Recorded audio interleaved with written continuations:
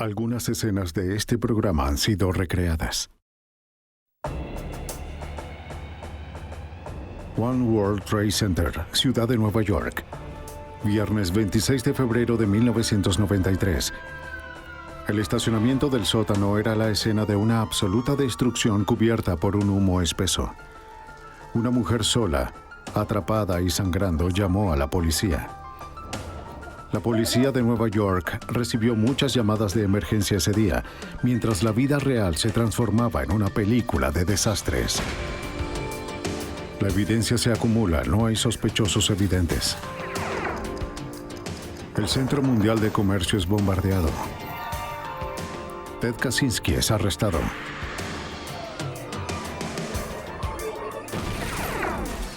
Fugitivo a un prófugo. Los archivos del FBI.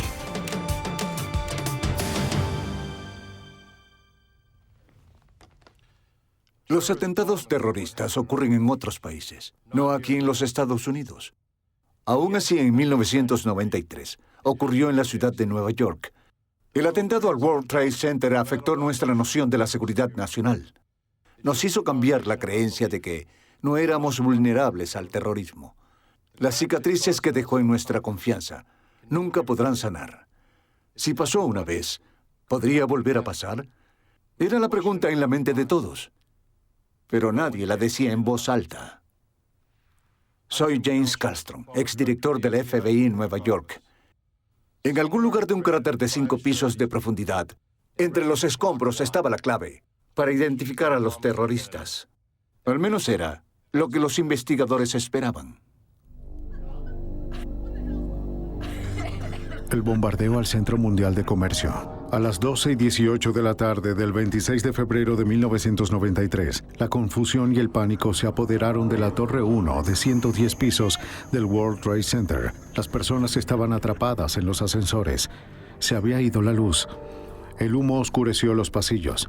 Miles de personas heridas y en pánico se asfixiaban mientras intentaban escapar a ciegas de lo que parecía ser una pesadilla.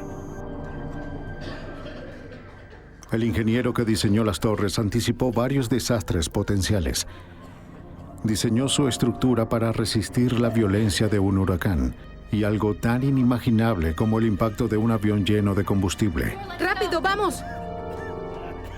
Parecía que algo había sido pasado por alto, pero nadie sabía qué. Ese día, la Torre 1 se convirtió en la chimenea más alta de la ciudad.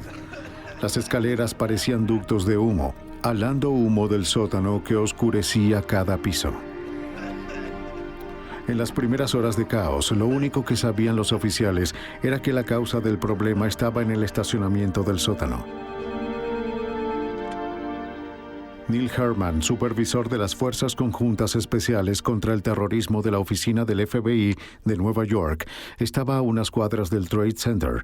Sin conocer la causa del caos, el FBI se encargó de buscar respuestas. Al principio pensamos y nos dijeron que quizás había sido un incendio o un transformador. Unos minutos más tarde, se hizo evidente, debido al tráfico en las radios de la policía, que se trataba de algo más allá de un simple incendio o de algún tipo de accidente. Y tanto yo como miembros de las Fuerzas Conjuntas Especiales contra el Terrorismo nos dirigimos al World Trade Center.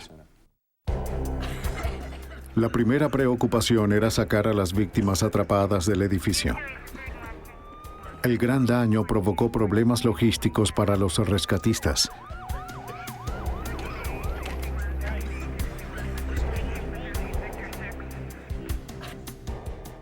Muchos de los que estaban adentro lucharon para salir por sus propios medios. Los ascensores se habían averiado y los que se encontraban en el último nivel debieron bajar 110 pisos caminando. Hubo lesiones muy graves a causa de la inhalación de humo. Mientras cientos de integrantes del personal de emergencia seguían en labores de rescate, los agentes del FBI enviados al World Trade Center recorrían el área en busca de alguna pista de lo que pudo haber causado la devastación. La destrucción fue enorme. Las calles de la ciudad alrededor del complejo estaban colapsando. El Hotel Vista, que se encuentra entre las dos torres, sufrió enormes cantidades de daños.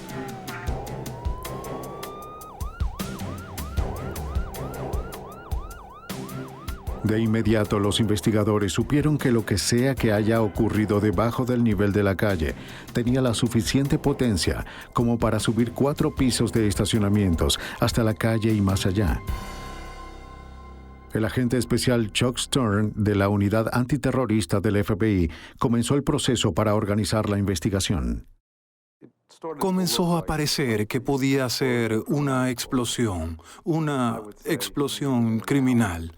Yo diría que en el transcurso de 1 hora luego del estallido y después, por supuesto, más y más información seguía llegando. Teníamos agentes especiales del FBI que eran técnicos en explosivos trabajando allí, junto al escuadrón de bombas del Departamento de Policía de la ciudad, y llegaron a la misma conclusión, que de eso era de lo que se trataba. A primera hora de esa tarde, 200 agentes y personal de laboratorio de la unidad de explosivos de la sede del FBI se trasladaron allí para ayudar a los cientos de técnicos de los escuadrones de bombas de la ATF y la Policía de Nueva York, que ya estaban en el lugar. Localizar a los sobrevivientes y rescatarlos era su única preocupación. Los esfuerzos de rescate se concentraron mayormente en el área del estacionamiento. Mientras avanzaban lentamente entre los escombros, los rescatistas se sintieron sorprendidos y aliviados al encontrar sobrevivientes. Al seguir avanzando, llegaron a un área que había sufrido una enorme destrucción.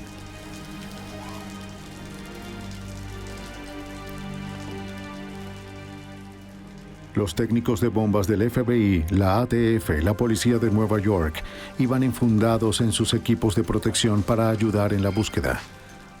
Algunos llevaban cámaras de imágenes térmicas para localizar cuerpos atrapados entre los escombros. Los descubrimientos se volvieron más horripilantes. 6 personas fueron encontradas muertas. Entre ellos estaban John D. Giovanni, un vendedor de suministros dentales que había estacionado su auto en el estacionamiento subterráneo. Robert Kirkpatrick, William Mako, Stephen Knapp y Monica Smith también murieron. Trabajaban para una compañía que realizaba mantenimiento al World Trade Center. Monica estaba embarazada de su primer hijo. Wilfredo Mercado, un empleado visto por última vez descargando una furgoneta en el estacionamiento, fue encontrado muerto bajo 4 metros de concreto.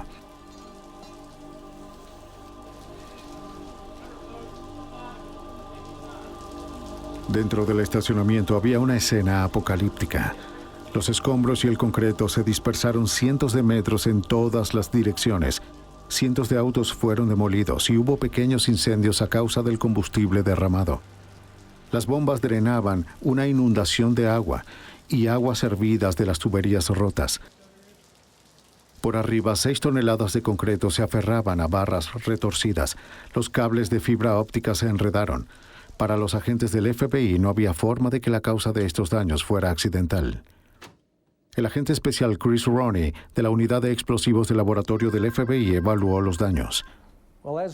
Mientras analizábamos el daño en el edificio, incluso en sus primeras etapas, quedó claro que fue una bomba muy grande, un gran artefacto explosivo de cientos de kilos. Fue obvio desde el principio. No sabíamos qué tan grande era. Colocado en el sótano de uno de los niveles del estacionamiento, muy probablemente en un vehículo. Si las conclusiones iniciales de los agentes eran correctas, este sería el mayor acto de terrorismo en suelo norteamericano para ese momento. ¡Sigan buscando! La mañana siguiente a la explosión, los equipos interinstitucionales se prepararon para la primera inspección profunda de la destrucción. Además de la continua búsqueda de víctimas, ahora buscaban alguna pista que pudiera explicar la explosión. Pero se les instruyó de forma explícita que no movieran ninguna evidencia. La integridad de los niveles inferiores se vio severamente debilitada. Cualquier perturbación podía ocasionar que el poco soporte que quedaba colapsara sobre los que estaban adentro. El piso del nivel B2 del estacionamiento se había derrumbado, haciendo que cientos de autos de los 3 niveles inferiores cayeran varios pisos. Todos los vehículos terminaron en el nivel inferior, aplastando la sala de refrigeración de la torre.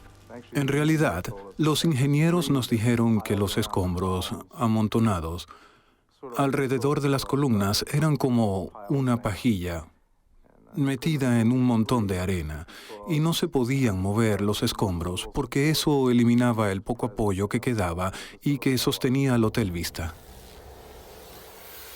Los equipos de construcción pasaron horas reforzando las paredes y columnas en los niveles del estacionamiento para que los agentes y los investigadores pudieran explorar la escena con seguridad.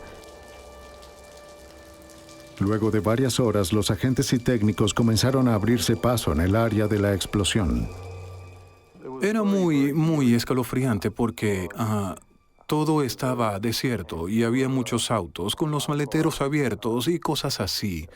Y en algunos de ellos se podía escuchar el tic-tac, lo cual era espeluznante en el lugar del atentado. Y era porque las luces intermitentes de los autos se habían activado y seguían parpadeando en algunos de ellos.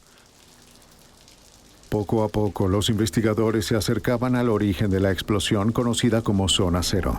El daño fue tan extenso que no hubo pruebas concluyentes que señalaran la causa de la explosión.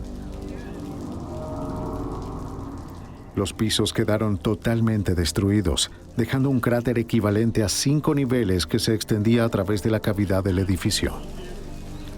Los investigadores que buscaban residuos explosivos tenían dificultades para encontrarlos. Estaban mezclados con escombros de concreto y materiales de construcción. Tuvieron que tamizar toneladas de tierra y escombros con la esperanza de encontrar algún rastro de evidencia. Cientos de vehículos dañados fueron limpiados y aspirados en busca de residuos. Los agentes persistieron. En alguna parte de la devastación habría respuestas. Cuando las imágenes del bombardeo del World Trade Center se transmitieron por todo el país, las personas reaccionaron con horror e incredulidad. La inocencia de los Estados Unidos había sido destrozada. Estados Unidos se unió a la lista de países víctimas de ataques terroristas. Desesperados por atrapar a los terroristas, la ciudad ofreció una recompensa por su captura, $200,000, la más alta en la historia de la ciudad. Para la mañana del sábado, el FBI había establecido un puesto de comando para esta investigación. Todos los agentes disponibles fueron asignados al caso. Habían recibido cientos de pistas. La mayoría era de personas que describían a vecinos sospechosos. Numerosos grupos llamaban alegando ser los responsables. Aunque la mayoría de estas pistas parecían llevar a callejones sin salida, todas debían ser investigadas. Gracias por su ayuda. De acuerdo. Justo 2 días después de la explosión, mientras los agentes buscaban pistas, los investigadores que procesaban la escena del crimen localizaron un trozo de acero chamuscado y retorcido en lo que se pensaba que fue el centro de la explosión. Era parte de un vehículo destrozado por la explosión, quizás del vehículo que transportaba la bomba. Los investigadores encontraron una serie de dígitos estampados en los restos metálicos. A pesar de que se les instruyó de forma explícita que no movieran la evidencia, consideraron que su hallazgo era lo suficientemente significativo como para anular el protocolo. Los restos metálicos fueron colocados en una camilla y llevados a la parte superior del cráter.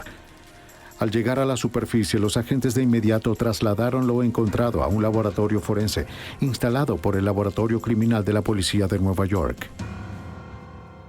Con cuidado, por favor. En el laboratorio, los agentes y examinadores tuvieron dificultades para determinar el significado de las marcas. Se llamó a un investigador de las Fuerzas Especiales Conjuntas contra Crímenes en Vehículos para examinar los escombros.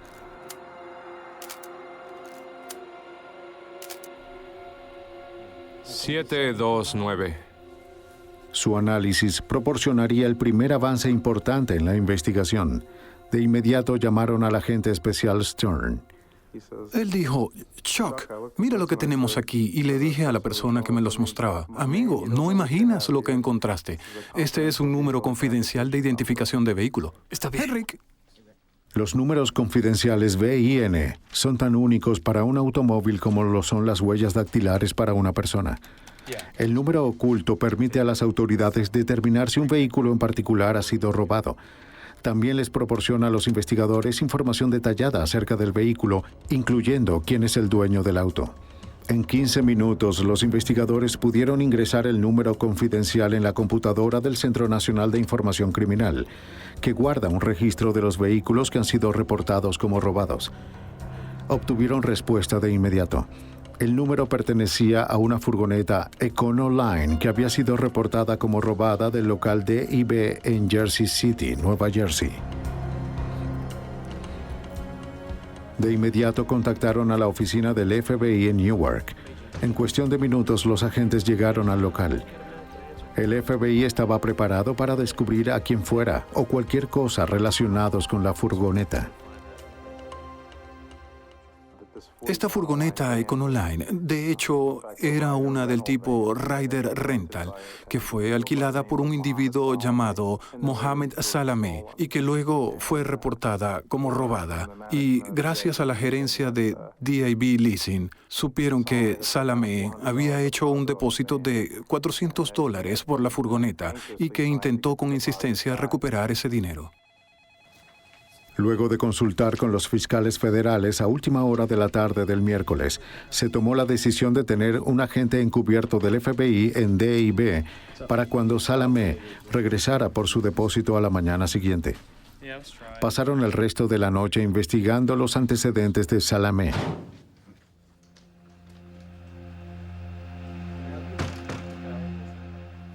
Se enteraron de que Mohamed Salameh era un inmigrante de 25 años de ascendencia palestina. Había llamado la atención de las autoridades por ser simpatizante del fundamentalista musulmán El Sayed Nosser, cuya rotunda oposición a los gobiernos de Israel, Egipto y Estados Unidos no era ningún secreto. El agente encubierto se hizo pasar por un representante de Ryder y le dijo a Salameh que necesitaba más información acerca del robo de la furgoneta antes de devolverle el depósito. Luego de discutirlo, Salameh salió del lugar con los $400.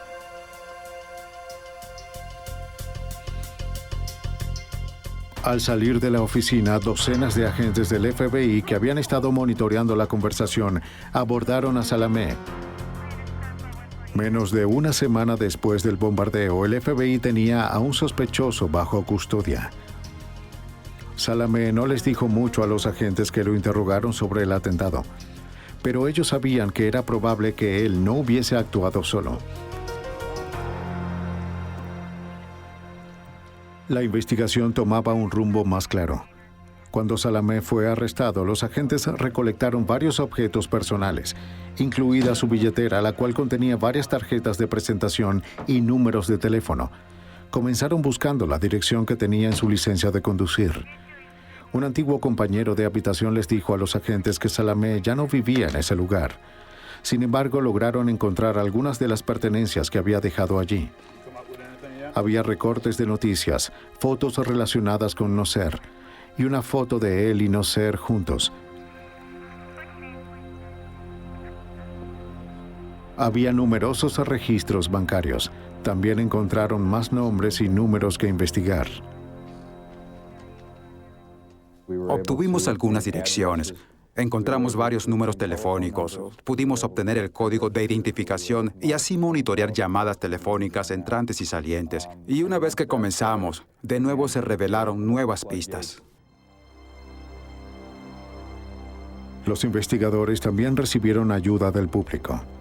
Pocos días después del arresto de Salameh, el gerente de las instalaciones de almacenaje Space Station en Jersey City llamó al FBI.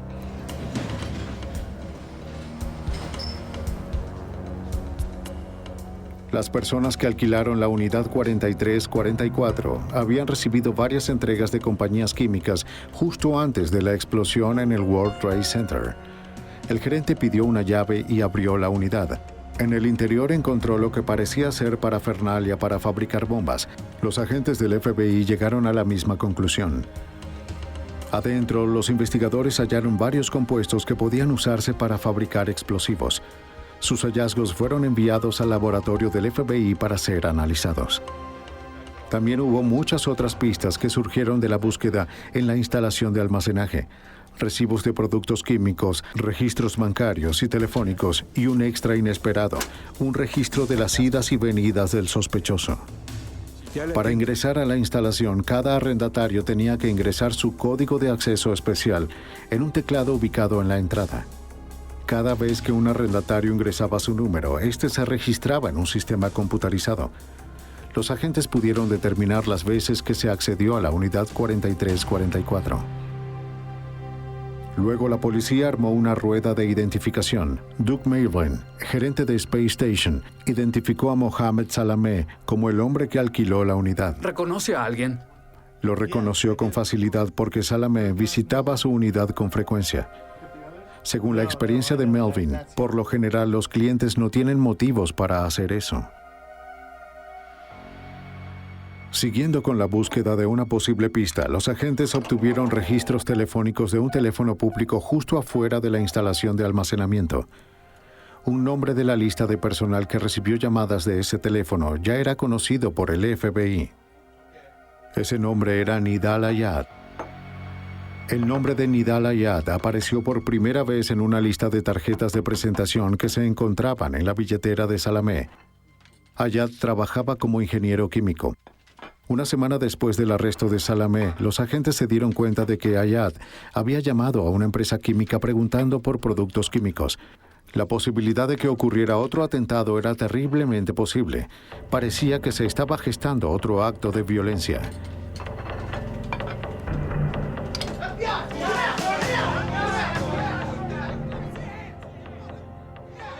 Los agentes sintieron que tenían suficiente información para obtener una orden de arresto para Ayad. El 10 de marzo, el FBI allanó su casa en Nueva Jersey, mientras él cenaba junto a su familia. ¡No lo comprendo! No lo comprendo. Luego de buscar en su casa, los agentes de inmediato se dirigieron a su lugar de trabajo, Allied Chemical.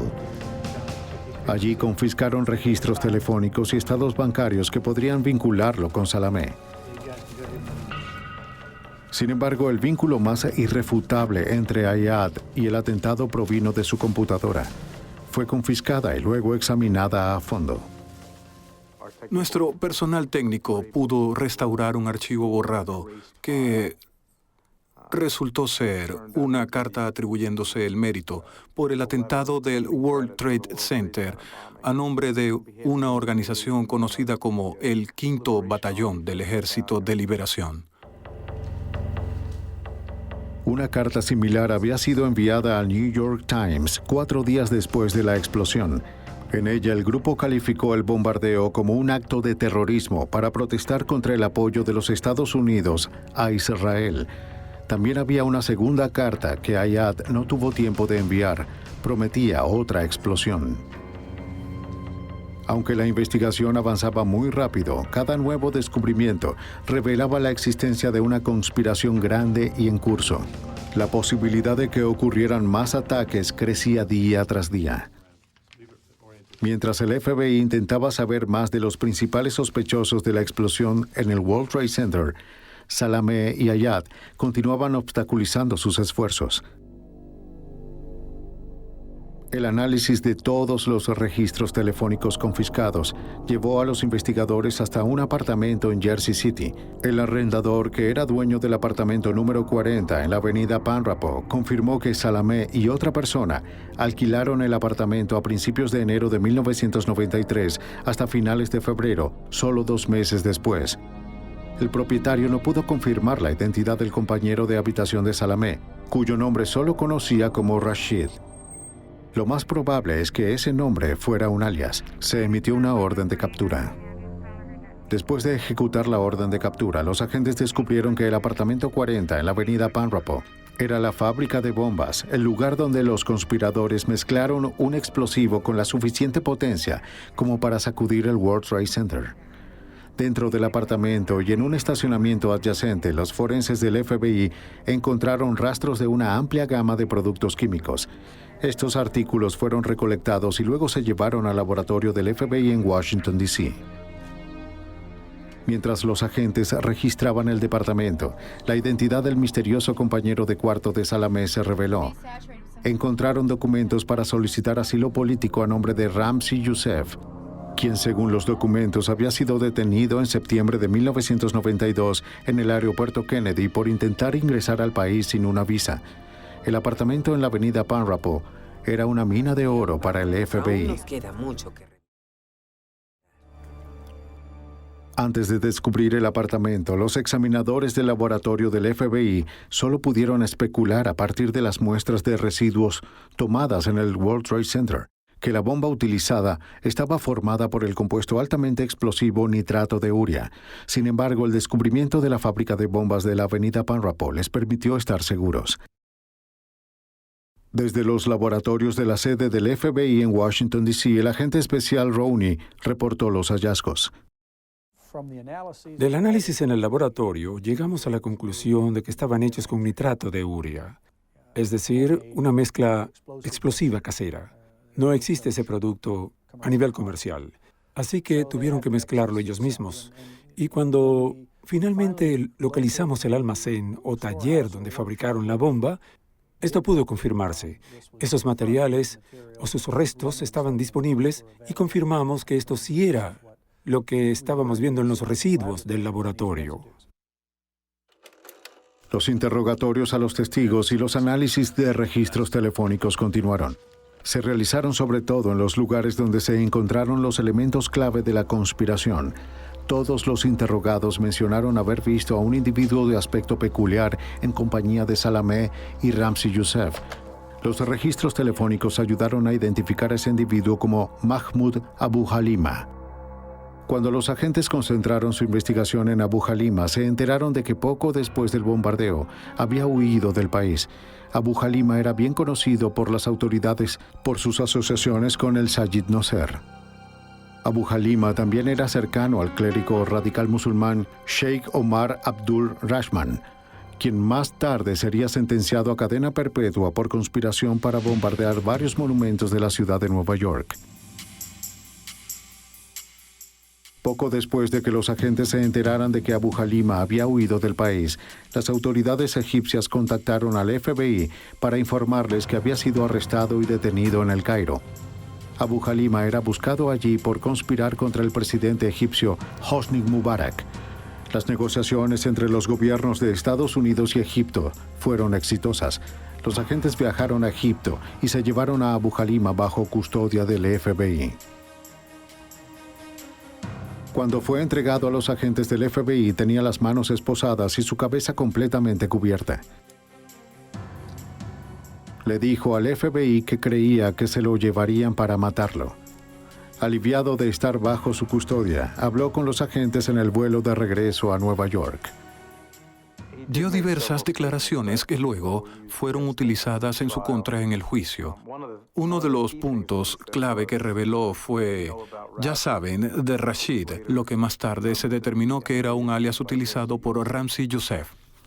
Abu Halima le dijo a Stern que él y Youssef se habían conocido en Afganistán en un campamento secreto para los combatientes de la libertad musulmana, Mujahideen, un campamento de entrenamiento para terroristas internacionales.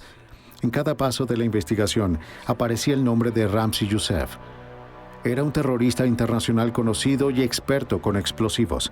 Los agentes ahora creían que él era el cerebro detrás del atentado del World Trade Center. El FBI comenzó a buscar a Youssef. Pronto supieron que había huido del país la noche del atentado al Trade Center. La cacería internacional de Ramzi Youssef había comenzado. Mientras tanto, los agentes intentaban determinar cómo y cuándo llegó Youssef a los Estados Unidos. Se dijo que el día en que Ramzi Youssef llegó a suelo estadounidense fue el día en que llegó el terrorismo a los Estados Unidos. El 1 de septiembre de 1992, el sombrío experto en fabricación de bombas entrenado en Afganistán llegó al aeropuerto Kennedy de Nueva York. El riguroso examen hecho por el FBI del manifiesto del pasajero del vuelo de Youssef ese día reveló otra pista. No había ingresado solo al país en septiembre de 1992. Con él estaba Ahmad Ayad, Pero Ayad había sido detenido por los agentes de aduanas por poseer un pasaporte sueco falso. En la maleta de Ayad, los agentes de aduanas encontraron una biblioteca de manuales sobre fabricación de bombas y conflictos de guerrillas. La maleta fue confiscada y Ayad fue arrestado y encarcelado por fraude con pasaporte. Para el FBI, Ayad no parecía ser un conspirador. Estuvo encarcelado desde septiembre de 1992 y durante el atentado al Trade Center en febrero de 1993. Por suerte para los agentes, el sistema penitenciario requería que se grabaran todas las conversaciones telefónicas. Sin saberlo, Ayad había dejado un rastro y los agentes lo siguieron de inmediato. Y comenzamos a notar que él usaba diversos métodos, sobre todo a través de llamadas entre tres, donde llamaba a otro individuo y luego ese individuo redirigía las llamadas. Estaba en contacto con los otros conspiradores y, de hecho, estaba tratando de ayudarlos a completar su misión de construir esta bomba. Ayad fue interrogado por agentes del FBI sobre sus contactos y su conocimiento del atentado. No dijo mucho. Su silencio no fue suficiente para evitar que los agentes del FBI lo arrestaran y acusaran por su conexión con el atentado. Con 4 conspiradores ahora bajo custodia, las autoridades decidieron llevarlos a juicio mientras la búsqueda de otros terroristas continuaba. En septiembre de 1993, 6 meses después del atentado del World Trade Center, Salameh, Ayad, Abu Halima y Ayad comparecieron ante el Tribunal Federal de Nueva York. Cuando comenzó el juicio en septiembre de 1993, en realidad tuvimos que realizar 2 investigaciones en una. Tuvimos que realizar una investigación para seguir identificando a los responsables, ubicar a los que también fueron acusados y estaban fugitivos. También prepararnos para un juicio de 6 meses que finalizaría en marzo de 1994. Para entonces, los examinadores habían procesado numerosas escenas del crimen. El World Trade Center, las instalaciones de almacenamiento y la fábrica de bombas. El 70% de la furgoneta que tenía la bomba había sido recolectado.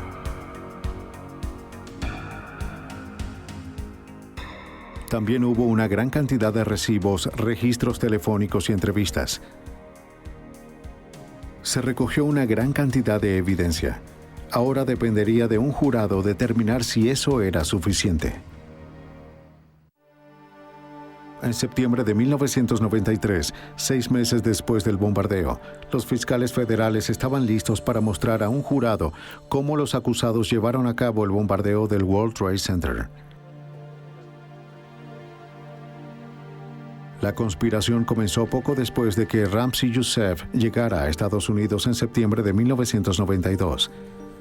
Se mudó con Salameh y los dos se hicieron buenos amigos. La amistad se fundó en un odio mutuo hacia Israel y el deseo de interrumpir el apoyo de Estados Unidos al gobierno israelí. Eligieron el World Trade Center como el escenario para articular su agenda política. Las torres del World Trade Center eran los edificios más altos de la ciudad y se elevaban unos 400 metros de altura sobre el pavimento. Además de las 2 torres, el complejo incluía el Hotel Vista, numerosas áreas comerciales subterráneas y entradas a las líneas de metro que conectaban a Nueva York y a Nueva Jersey. Debajo había 5 niveles de estacionamiento y cada nivel tenía más oficinas y negocios. Los terroristas decidieron que la bomba podría causar más daño y acabar con más vidas al ser colocada en el estacionamiento. El plan se llevó a cabo. Los recibos mostraron que en noviembre Youssef usó un alias para comprar productos químicos. Durante todo el invierno compraba más, mientras perfeccionaba la fórmula de su bomba y trabajaba en el plan de ataque. ¿En dónde están las X? Los productos químicos fueron entregados al almacén Space Station. Salameh o Youssef firmaban para recibirlos usando alias para asegurarse de que ningún rastro escrito los llevara a ellos. Yusef estaba desesperado por los manuales de fabricación de bombas confiscados del equipaje de Ayad. Yusef desarrolló un ingenioso sistema de llamadas de 3 vías para evitar el rastreo del teléfono desde la prisión de Ayad, en la ciudad de Nueva York, a su apartamento en Nueva Jersey. Primero, Yusef llamaba a un puesto de hamburguesas en Dallas, Texas, donde trabajaba su amigo Iyad Ismoil. Luego Ismoil llamaba a Ayad mientras Yusef esperaba en la otra línea. Aquí estoy. No. Oye, Cuando Ayad contestaba el teléfono en prisión, Ismoil lo conectaba con Yusef. Sí, pásale el teléfono a Ayad. Ayad, ¿cómo te va? Juntos, los 3 pudieron discutir la construcción de la bomba. no tengo los planos. No.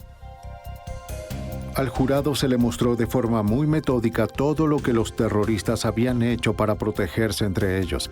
Estos hombres no serían disuadidos. Los fiscales continuaron.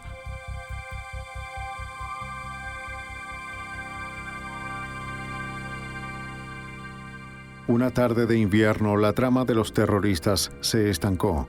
Salameh y Yusef conducían desde la casa de Abu Halima en Nueva Jersey cuando Salameh perdió el control de su auto. Solo sufrió heridas leves. Yusef sufrió heridas más graves. Fue hospitalizado por una semana.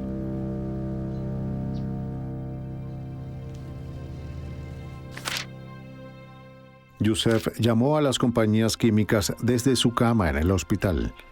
El FBI descubrió a quién llamó y cuándo, a través de los registros telefónicos del hospital. Mientras Yusef se recuperaba, Salameh, Ayad y Abu Halima se adentraron en el bosque de Pensilvania. Allí probaron un prototipo de su mezcla mortal.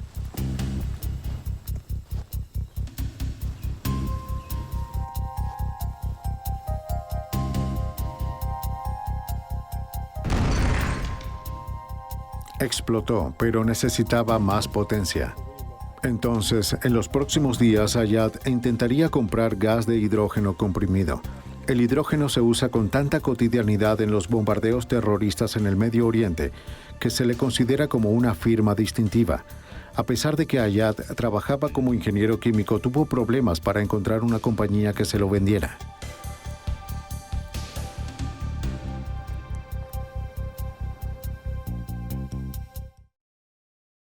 El 16 de febrero, el químico Ayad alquiló un automóvil para explorar el World Trade Center.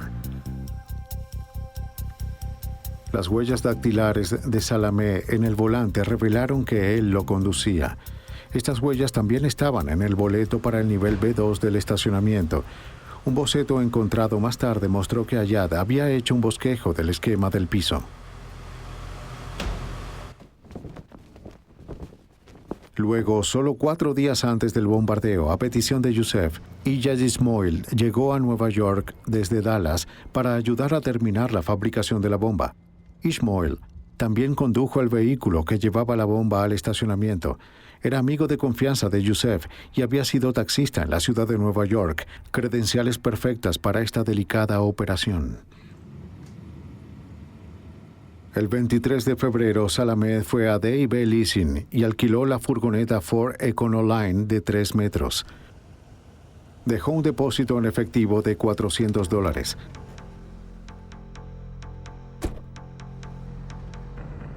La construcción de la bomba estaba casi completa. Hubo otra vista de reconocimiento al estacionamiento del World Trade Center. World Trade Center, recepción y despacho. En un Chevy Corsica vino tinto alquilado por Ayad, con Salameh registrado como segundo conductor, los conspiradores regresaron al estacionamiento con Yusef e Ismoil para determinar el lugar preciso para colocar la bomba. A los miembros del jurado se les mostró otro boleto del estacionamiento que confirmaba la hora de la visita, la marca del automóvil y el nivel del estacionamiento en el que estacionaron, el nivel, el B2. Entretanto, Ayad había contactado a una empresa que le vendiera hidrógeno comprimido. Ordenó 3 tanques grandes, los cuales fueron entregados en el almacén de Space Station al día siguiente. El 25 de febrero, en el apartamento de Panrapo, Abu Halima y los demás mezclaron con cuidado ácido sulfúrico y nítrico con glicerina dentro de una sustancia nitroglicerina volátil y mortal.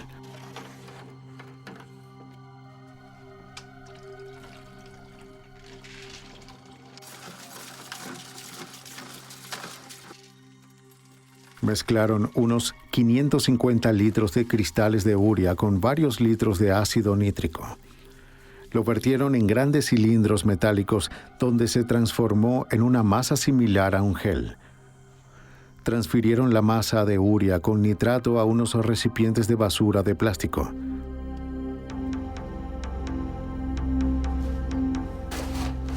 Los demás llevaron la furgoneta desde la parte trasera de la casa hasta la puerta del apartamento. Llenaron el área de carga con su creación, un cóctel letal de productos químicos, agentes adhesivos, fusibles y un detonador.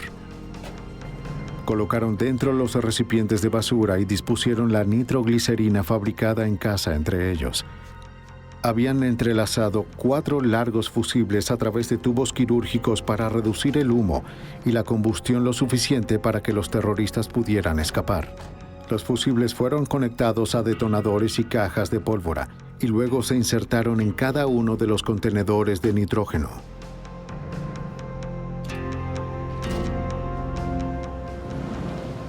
Lo único que faltaba era el hidrógeno que se usó para lograr que la explosión fuera aún más devastadora. En la furgoneta Ryder, seguida por el Corsica de Ayad, condujeron hasta Space Station para buscar el hidrógeno. Lo introdujeron con cuidado en la furgoneta. Apoyaron los 3 tanques rojos detrás de las cajas de nitroglicerina contra las puertas traseras.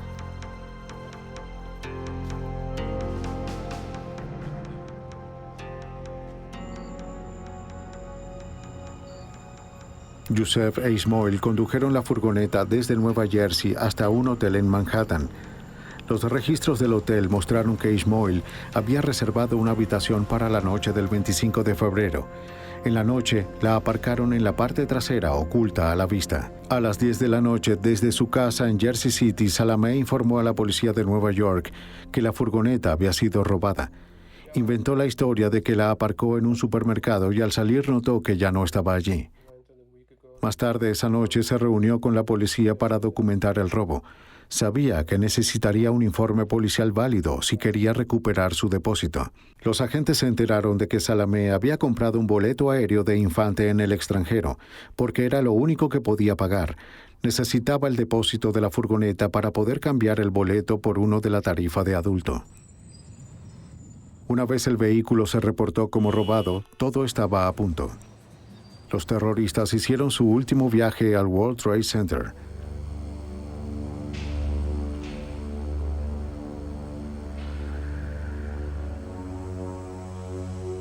Dos minutos después del mediodía del día siguiente, viernes 26 de febrero de 1993, la furgoneta Ryder de los terroristas se detuvo en la rampa del nivel B2 del World Trade Center.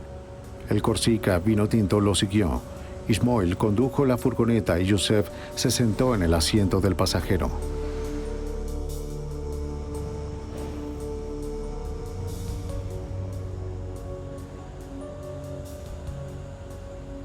Llevaron la furgoneta hacia un espacio que normalmente ocupaba una furgoneta de la Autoridad Portuaria de Nueva York. Puesto que la Autoridad Portuaria era propietaria del World Trade Center, sus vehículos tenían fácil acceso dentro y fuera del estacionamiento. El auto para escapar los esperaba cerca. Uno de los hombres sostuvo un encendedor de cigarrillos contra el fusible.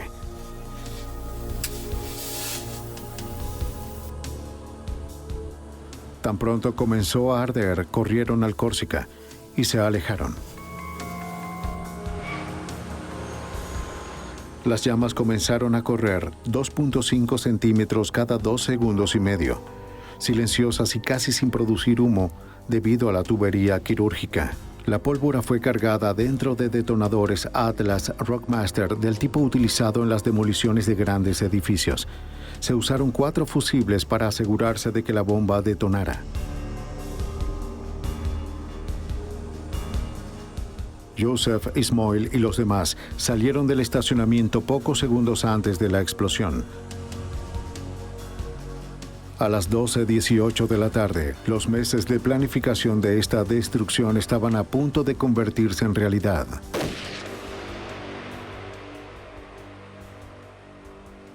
La explosión golpeó la pared de la torre con una fuerza masiva, destruyendo todo a su alrededor.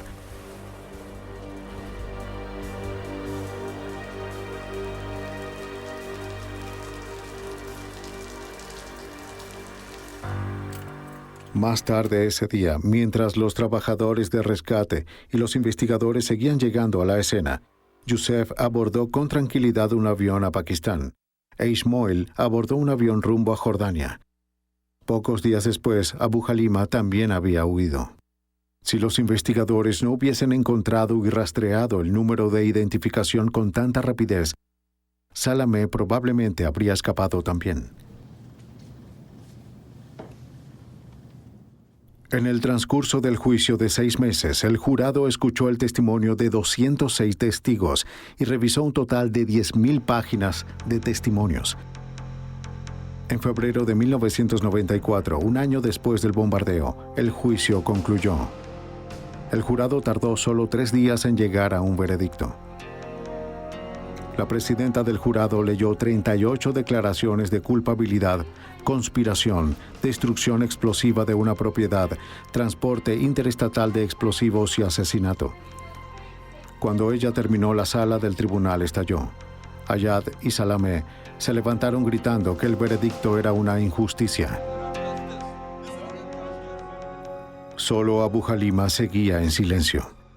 Sentado con calma, con los brazos cruzados, con una sonrisa de desconcierto en su rostro. 3 meses después de sus condenas, el 24 de mayo de 1994, el juez Kevin Duffy condenó a cada terrorista a 1 año de prisión por cada año de vida que les arrebataron a las víctimas, lo cual dio un resultado de 240 años a cada uno, sin posibilidad de libertad condicional. La declaración de las sentencias duró horas y cada acusado dio un largo discurso. Mohammed Salameh, el químico Nidal Ayad, Ahmed Ayad, el hombre que trajo al país los manuales para fabricar bombas, y Mahmoud Abu Halima, conocido como El Rojo, pasarán el resto de sus vidas en prisión. Aunque el juicio de los 4 acusados fue un éxito, el autor intelectual Ramzi Youssef y su cómplice Ayad Ismoil aún seguían siendo fugitivos.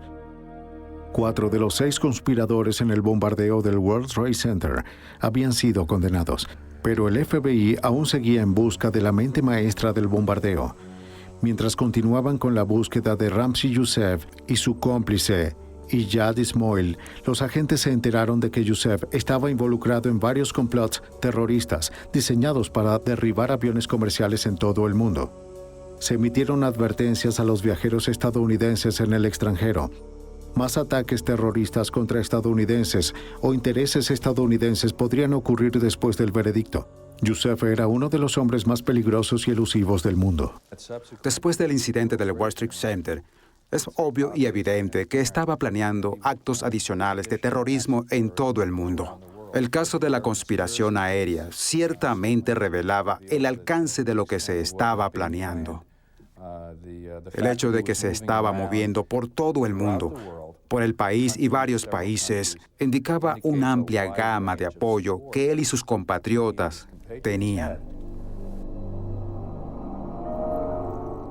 No fue sino hasta febrero de 1995, 2 años después de lo sucedido en el World Trade Center, que Ramzi Youssef fue arrestado en Pakistán y entregado a agentes del FBI. El agente Stern fue enviado a buscar a Youssef y llevarlo a los Estados Unidos. De pronto, Youssef estaba dispuesto a confesar. Su odio por los Estados Unidos por brindar apoyo a Israel lo consumía por completo. Le dijo a Stern que eligieron el World Trade Center como su objetivo porque era el símbolo más grande de las finanzas y del imperialismo estadounidense. Sintió que era como un estado de guerra. Lo comparó con los ataques atómicos de los Estados Unidos contra Hiroshima y Nagasaki. donde, según declaró, murieron 250,000 de personas y sintió que, si él derribaba una de las torres sobre la otra, mataría a esa cantidad de personas y era un acto similar. El arresto final se produjo 6 meses después, en junio de 1995. Iyad Ismoil fue encontrado y capturado en Jordania. También fue entregado a los Estados Unidos para ser juzgado por su papel en el atentado. Youssef e Ismoil fueron juzgados juntos en la ciudad de Nueva York. En enero de 1998, luego de ser declarados culpables de los mismos 38 cargos que los otros acusados enfrentaron, un juez los sentenció a cadena perpetua sin posibilidad de libertad condicional. El juez, al llamar a Youssef apóstol del mal, dictaminó que Youssef debía permanecer el resto de su vida en confinamiento solitario. Solo una vida de soledad podría evitar que Youssef conspirara para volver a matar. Con los principales conspiradores encarcelados de por vida, el FBI y otras agencias encargadas de hacer cumplir la ley han tenido la oportunidad de reflexionar sobre la magnitud de esta investigación. El caso del Wall Street Center, en muchos sentidos, fue una verdadera llamada de atención a las fuerzas de seguridad. Fue el mayor acto de terrorismo internacional en el país. Y a pesar de que el terrorismo ha existido aquí por muchos años, ciertamente el alcance que vivimos en el World Trade Center fue algo único y sin duda mucho más horrible de lo que habíamos visto en el pasado. Los terroristas llevaron a cabo una destrucción de $550 millones en el World Trade Center. El daño financiero causado por la interrupción de los negocios nacionales e internacionales también fue muy evidente. Estados Unidos había sido sacudido por su creencia de que los ataques terroristas internacionales no ocurren en suelo norteamericano. Al poner fin a una conspiración tan compleja y de tan largo alcance tan rápido, el FBI envió un mensaje por todo el mundo. La toma de vidas inocentes nunca será tolerada.